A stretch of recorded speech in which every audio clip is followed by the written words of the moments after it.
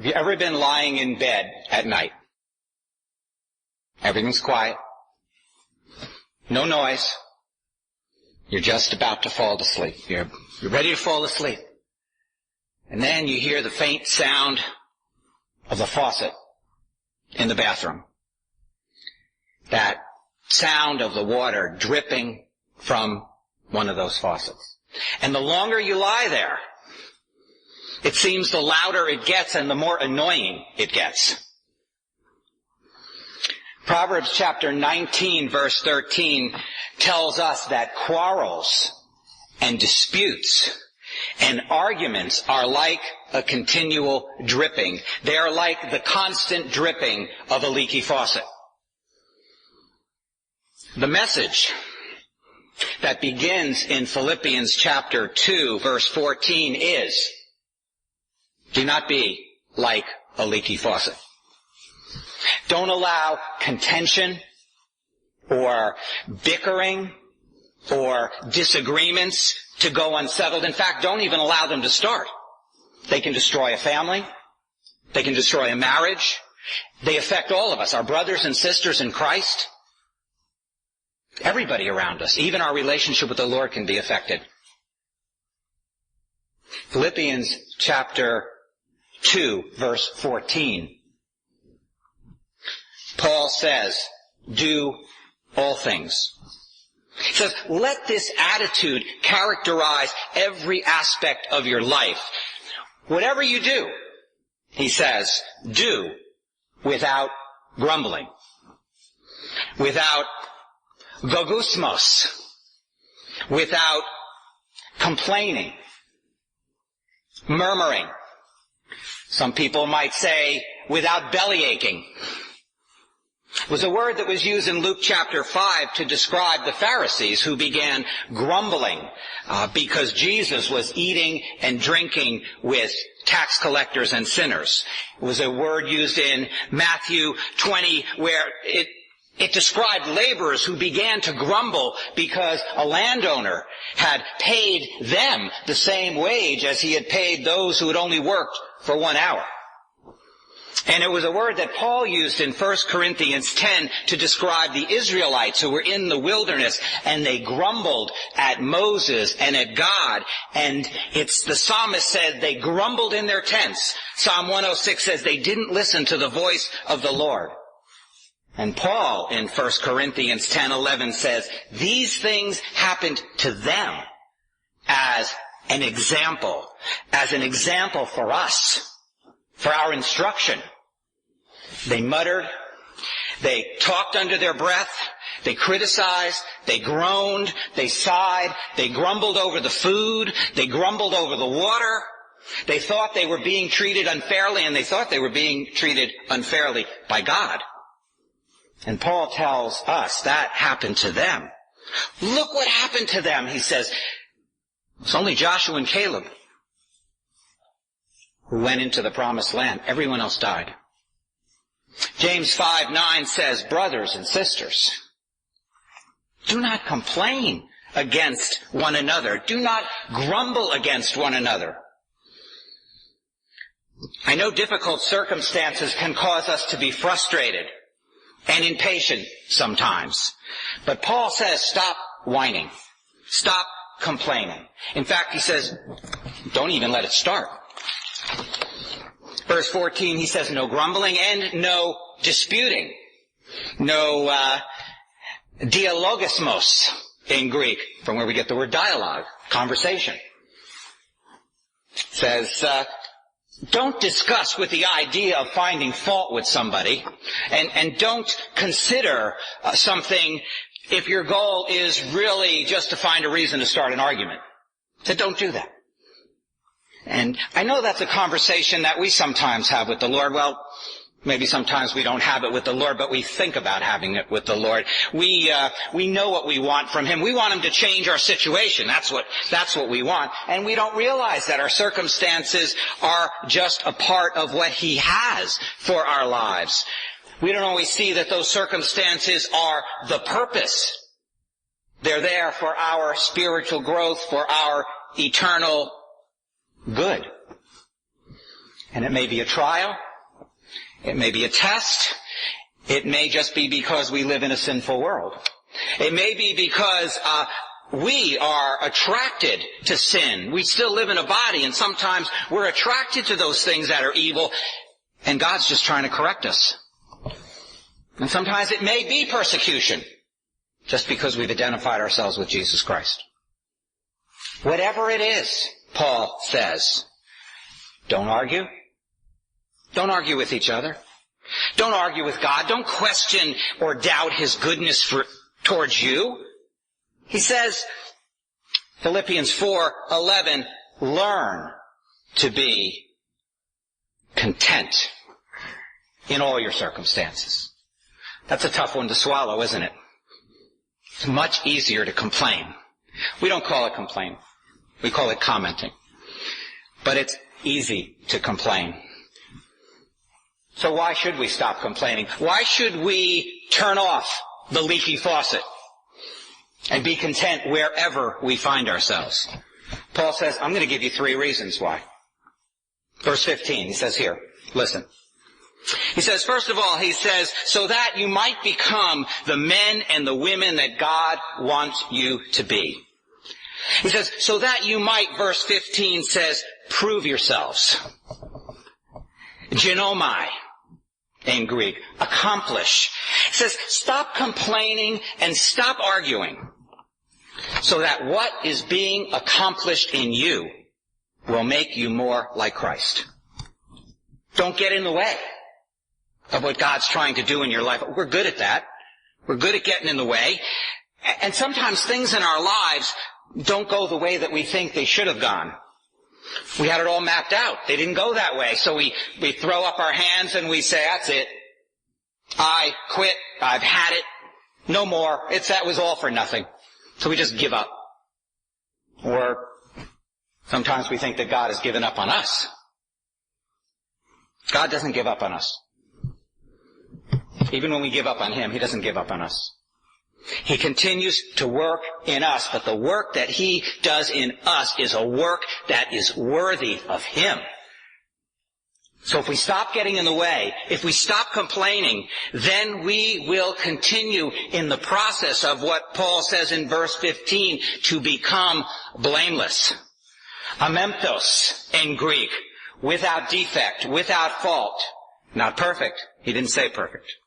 We're not perfect. But we go down the same path as Zacharias and Elizabeth, the parents of John the Baptist, it says in Luke chapter 1 verse 6 that they lived their lives in the sight of God with the desire to walk blamelessly in all the commandments and teachings of the Lord. That is how they lived. That is what they desired. They wanted to please God. They wanted their lives to please God. So Paul tells the Philippians, that is how we're to live our lives. He said, with that desire to please Him. We're to be blameless, and he says innocent. Akarios in Greek, unmixed, was a word that was used to describe wine that wasn't mixed with water. It was also used to describe metal that wasn't mixed with other metal to form an alloy. So it was pure, and it was genuine, it was real, it was uncontaminated. So Paul says to the Philippians, don't argue, don't complain. Don't let what God is doing in you, or what He's trying to accomplish in you, get mixed up and get diluted by your sin.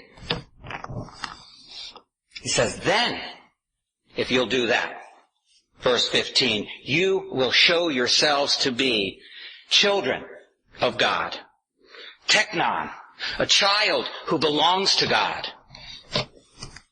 One who is, verse 15 says, above reproach. Amomos in Greek. Without blemish, a word that was used to talk about an animal sacrifice. That's how the word was used.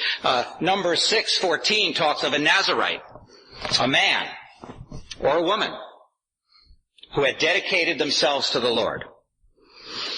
And it says, and he shall bring his offering to the Lord, a male lamb without defect, for a burnt offering. Without defect, without blemish, a sacrifice that was pleasing to the Lord. Paul says that is to be the characteristic of your lives. He says, we are not to have the blemish of finding fault with everyone and everything, and we're to stop arguing with each other and stop arguing with God. Stop getting in the way. He says in Ephesians, we are to be holy and blameless, without spot, without wrinkle. Peter adds his thoughts in 2 Peter 3. He says, yes, be diligent to be found in Christ, in peace, blameless and spotless. Paul says it really does matter how you live. He says it really does.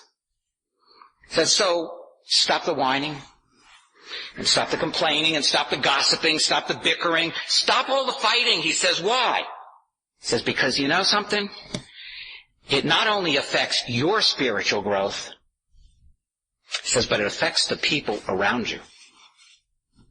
We live, Paul says in verse 15, in the midst, in the mesos in Greek, in the middle of, among, he says, crooked people. Crooked. Scolios. From where we get our English word scoliosis. A misalignment, a curvature of the spine.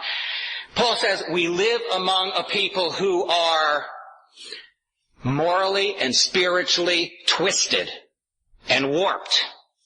They're corrupt. They love evil. Their paths, Proverbs 2 says, are crooked. They're devious in their ways. Paul tells us in verse 15, we live among a people who are perverse. Diastrepho in Greek, distorted, misled. People who don't know or who don't care to follow the truth. They don't care to follow what's right. Paul tells the Philippians, we live among a generation, a genia, a race of people, humanity, the entire world, with people who are unreasonable and wicked and depraved. They've twisted the truth of God's Word. They've abandoned His standards of morality, and they've chosen instead to follow after their own lusts, after their own desires. Paul says, it is a dark and evil world in which we live. But the fact is, it is the world in which we live. A world, he says, verse 15, among whom you appear. He says, you pheno in Greek, you shine. You shine brightly. When we don't argue, when we don't complain, people see a difference in our lives. We're not like everybody else. We're shining, Paul says. We're shining for Christ. He says, shining as, verse 15 says, lights. Phosteres. More than lights. Stars. He says, like stars. You're going to shine like the stars of heaven in a world full of darkness. Just like the stars light up the sky against the black backdrop of space. He says we are to light up the dark world where we live. Like stars. Our lives are to radiate Christ, and like stars, we shine just like the stars at midnight. Daniel 12:3 says, those who have insight shine brightly, like the brightness of the expanse of the heaven, and those who lead many to righteousness, like the stars forever and ever. Wow. Awesome passage of Scripture. Paul says, that's us. That's how we're to shine. Ephesians 5 says, remember you were once darkness. He says, but now you're children of light. Walk as children of light. And Jesus said, let your light shine. Let your light shine wherever you are in your world. At work, at school, at the store, with your friends, your family, neighbors. He says, let your light shine. You know, we shine around people who have no faith in Christ. No hope. No no direction, no assurance of where they're going. And then they see you. And then they see me. Now, they know that their future is uncertain. They know that. They're confused. A lot of them are fearful. Some of them have a sense of foreboding. Bad things are going to happen. You know, they live in a world where they live on borrowed money and borrowed time. That's the world we live in. And despite all of their arrogance and all of their appearance of self-confidence, they know in the end death will come and they lose control of everything. And they stand around a hospital bed and they look as someone that they love lies there gasping for breath. And they're helpless. There's nothing that they can do. We are the ones, Paul says in verse 16. We are the ones holding fast, holding out. It says in the NIV. King James says holding forth. We reach out. We share. We share our lives. We share Christ. Because we know He's the anchor for our souls. When a ship drops anchor, ship's holding on to the anchor, but the anchor is also holding on to the ship. Jesus Christ is our anchor. He never lets go of us. He's always holding on to us. He gives us direction and guidance and stability, and then we, in turn, are to give that direction and hope to those people that we meet, because we know for sure where we're headed, and they don't. So we offer verse 16, it says, to a dying world, the word of life. Think about that. We're offering them life. The word of life, the message of Christ, the message of salvation. You know, a lot of followers of Jesus, a lot of His disciples abandoned Him. And Jesus spoke to the 12 who were there, and He said in John 6, He said, are you going to leave also? And Peter answered Him and said, Lord, to whom shall we go? You have the words of life. There was nowhere else to go. And there still is nowhere else to go. We have been given the words of life. The words of eternal life. And by our behavior, by our lives, how could we hinder the message? A message that has eternal consequences for the people that we meet. How could we do that? So Paul tells the Philippians, your attitude not only affects you.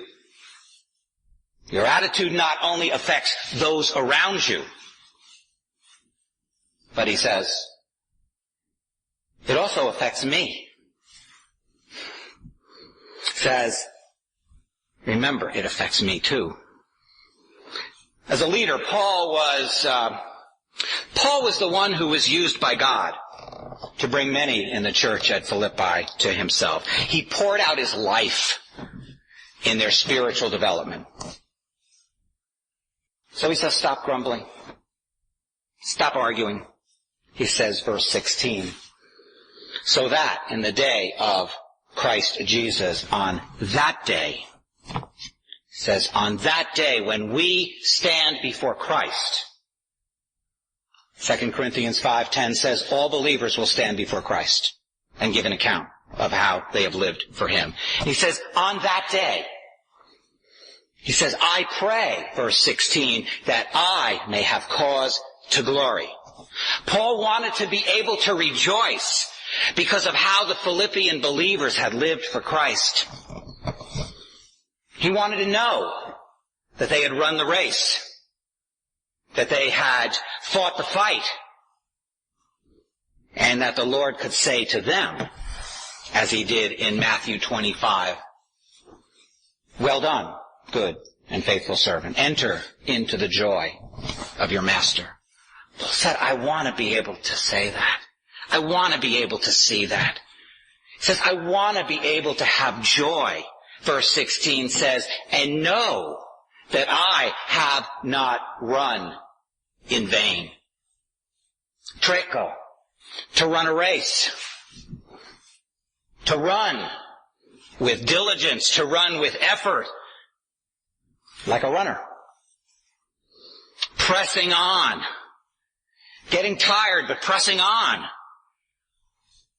Pressing on towards the goal of the spiritual development and health and blessing and maturity and integrity of the Philippian believers. Lives that bring glory to Christ. Paul said that is the joy that I want to have. He says, and I want to know that I have not toiled in vain, that I have not worked, but worked to the point of exhaustion. From kopto, which means to mourn. It means to agonize. It's more than just work. Paul says, I want to know. I want to have the joy of knowing that I have not poured out my life and agonized over you and wept over you. He says, in vain. In kinos. To come up empty-handed. It's an interesting word. It's a word that was sometimes used to describe a tent maker. Paul was a tent maker. Maybe that's why he used the word. It was a word that was used to describe when a tent maker made a tent and he hadn't woven the cloth to the right dimensions. So his work was for nothing. He didn't get paid. It was for kinos, in vain. And Paul says, I want to know. I want to have joy that my sacrifice for you and my teaching and the nurturing and the praying and the weeping over you hasn't been for nothing. He says, I want to know that you are and will be pleasing to Jesus Christ on that day that you stand before Him. The Apostle John in 3 John 4 says, I have no greater joy than this. No greater joy. He says that you, my spiritual children, walk in truth. You know, it's the leaders in the church who Hebrews 13:17 says keep watch over the souls of those entrusted to them. And so it brings the true shepherds of the church great joy to know that the believers in that fellowship love Jesus Christ and desire above all else to live for Him, that their labor is not in vain in the Lord. And Paul tells the Philippians, you've been entrusted to me. My desire is that you might continue to burn brighter and brighter for our Lord until the day that you see Him face to face. Verse 17, he goes on, he says, but I am being poured out as a drink offering, or because I am being poured out, the way you might translate that. Spendomai, the idea of being poured out as a sacrifice, part of a sacrifice. To be poured out, not necessarily in death, but to be poured out in life. A living sacrifice, Romans 12:1, right? A living sacrifice. That's how Paul saw his life. He saw his entire life as a living sacrifice. His life, his imprisonment, all that he had gone through, all that he was going through, all that he might be called to go through. He says it's all an offering to God. So a life, my life, poured out to God. And he compares his life to a drink offering. Well, the Jewish and the Gentile people who were listening to this message, who read this letter, would have understood what Paul meant. When an animal was slain, was taken to the altar, laid on the altar to be sacrificed, was lifted up to the Lord, the priest would take wine and he would pour it over this burning sacrifice. And the smoke and the steam would rise up off the altar, and it would rise up to God, a picture of the fragrance of the sacrifice, of the devotion, of the worship that was being offered up to God, that was ascending to the heaven, and that was pleasing to the Lord. That was the picture. Paul says, that's my life. He says, I am the drink offering. Verse 17, upon the sacrifice. Whose sacrifice? Their sacrifice. Your sacrifice, Paul says to the Philippians.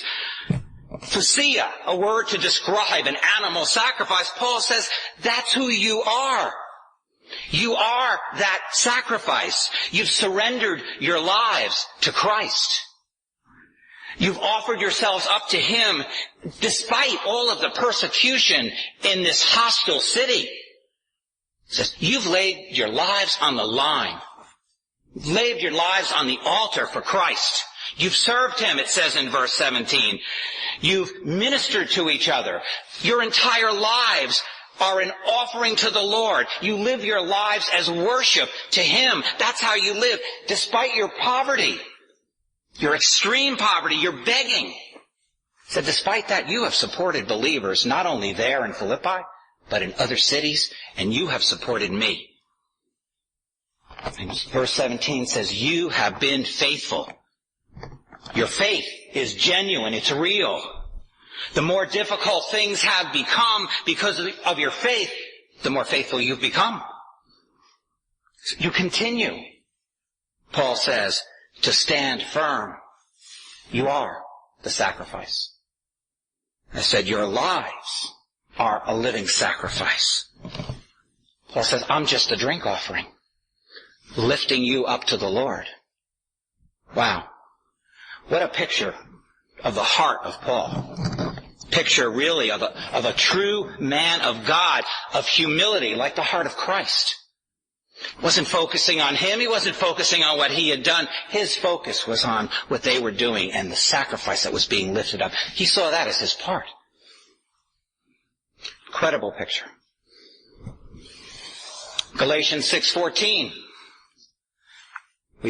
Paul says, may it never be that I should boast. If there was ever a man who could boast and glory and rejoice about himself, it was Paul. He had seen the Lord face to face. Been given instruction from the message throughout the entire known world. He was given the privilege of writing 13 of the 27 documents that are the New Testament. He was a special messenger of God, a teacher, a leader, a missionary, an example, not only for the people then, but throughout entire church history. And today, he's an example to us. He was an amazing man, intelligent, fearless in his commitment to bring the message, the truth of the message of the gospel of Jesus Christ. He was a man of compassion and a man who loved Jesus Christ above all else. A life devoted to Him. Yet Paul says in Galatians 6:14, may it never be. He said, there's no way I could ever think of glorifying myself, of lifting myself up, of praising myself. He said, I can't do it. He said, the focus isn't on me. He says, I am determined to know nothing except Christ. He says, I glory in the cross of Jesus Christ, my Savior. It's not about me, Paul says. It's about Him. So I glory in the cross. I glory in the cross of Christ. I rejoice because He's set me free from the power of sin, that power that has had all of us in chains like prisoners, like slaves. Paul says He set me free. He says, I glory in the cross of Christ and I rejoice because He has conquered death and sin. He's won the victory. He's opened the door to eternal life so that you and I can walk through that door. He said, I glory in Christ. I glory in the cross of Christ and I rejoice because He has taken my punishment for my sin. He has saved me from an eternity of separation from God. Paul says, what do I have to boast about? What do I have to boast about? He's done it all. What do any of us have to boast about? Except in the cross of our Lord Jesus Christ. So Paul says in verse 17, I rejoice. He says, I rejoice in Christ. I rejoice in what He's done for me. He says, and I rejoice when I think of you. He says, I rejoice when I think of you, brothers and sisters. You remember the apostles who were beaten, it says, by the Jewish council for proclaiming Christ. And it says in Acts 5:41, their reaction, it says, they rejoiced because they had been considered worthy to suffer for Christ. Suffer for the sake of Christ. And Paul rejoices because he sees that same attitude in the brothers and sisters at Philippi. He sees that attitude. The same attitude that he has about himself. They have given themselves to the Lord as a living sacrifice. And he says in verse 17, I share my joy with you all. Suncharo. We rejoice together. We think alike. He says we have the same goal. We consider it, yes, a privilege to suffer for Christ, to glorify Him no matter what happens to us. Paul says, and you too, verse 18, you too, I urge you, parakaleo, I come alongside of you, and I urge you, I beg you, I encourage you, says verse 18, rejoice in the same way for me and my sufferings. Paul says, don't be sad. Don't be upset. He said, I'm doing exactly what you're doing. My life is an offering to God. And so, since we have the same perspective on what's going on, rejoice for me, verse 18 says, and share your joy with me. Rejoice for me in my suffering as I rejoice for you in your suffering. Wow. That's a lot different than the world thinks. 1 Peter 4:12 and 13, Peter says, Beloved, don't be surprised. Don't be surprised at the fiery ordeal among you that has come upon you for your testing. It says, but to the degree that you share in the sufferings of Christ, rejoice, so that at the revelation of His glory you may rejoice with exultation. Don't be surprised, Peter says. Don't be surprised when you're hated. And don't be surprised when you're slandered. So don't be surprised when you are falsely accused. They give you a hard time. So why would you be surprised at that? 2 Timothy 3 says, all who desire to live godly in Christ Jesus will be persecuted, not if, it's only a matter of when. So, Paul says, it's not about me. It's about Him. So, keep on rejoicing. If we share in the sufferings of Christ, we are told we will share in His glory. Philippians 4:14 or 4:4 says, rejoice in the Lord always. And again, I say, rejoice. From complaining about our circumstances, to being content in our circumstances, to rejoicing because our circumstances are accomplishing something in our lives that glorifies Christ and has eternal value? How do we get there? Maybe we're just still turning the water faucet off at this point. How do we get there? Just like Paul.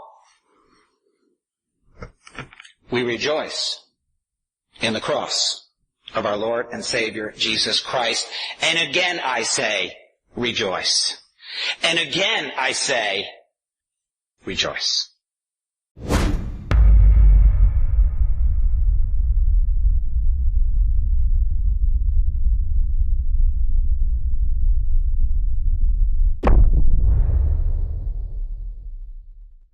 You've been listening to Bruce David Bell, pastor of Berean Bible Fellowship.